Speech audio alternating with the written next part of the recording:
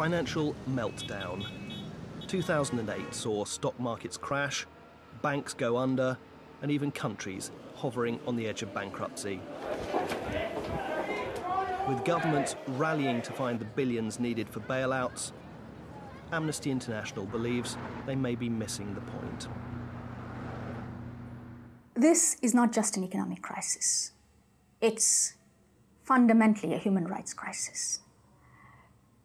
We're sitting on a powder keg of injustice, inequality, and insecurity. This is a time bomb of social, political, and economic problems. Around the world, billions are living without proper shelter, sanitation, or healthcare. 2/3 of the world's population are prisoners of poverty, casualties of a gap in government investment between business and people. 2008 saw demonstrations against food shortages, protests that were brutally suppressed, turning economic recession into political repression. Those who do try to escape to a better life can end up locked up. And some don't survive the journey at all. Millions more are facing discrimination.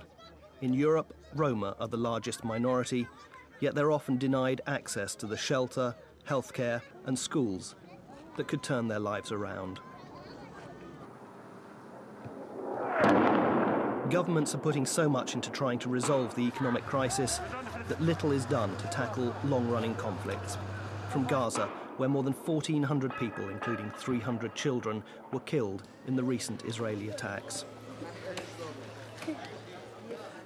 To Afghanistan, where nearly 1/3 people are displaced. To Sudan, where the crisis in Darfur shows no sign of resolution. From Sri Lanka, where hundreds of thousands of civilians are trapped by the fighting with no access to humanitarian aid. To the Democratic Republic of Congo, where millions have died as the result of war and where there's still a massive humanitarian crisis. Amnesty International believes governments have a duty to address these human rights issues and not just focus on economics. We want to live like any other girl in any country, any other woman or man. We want to live the way they live. For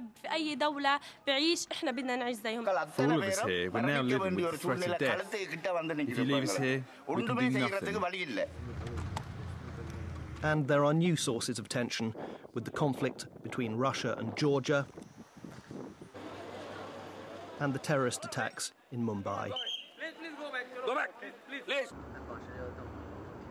China held the most expensive Olympics ever staged, but also carried out more than 70% of the world's executions, continued to detain political prisoners, and refused to accept dissent.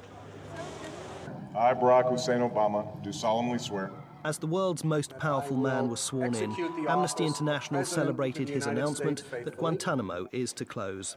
But the US has still to fully investigate suspected abuses that took place in the name of the war on terror. There we go. And prosecute those responsible. One prosecution already underway is that of the Congolese armed group leader Thomas Lubanga, the International Criminal Court's first war crimes trial, and a demonstration that the international community can act on human rights.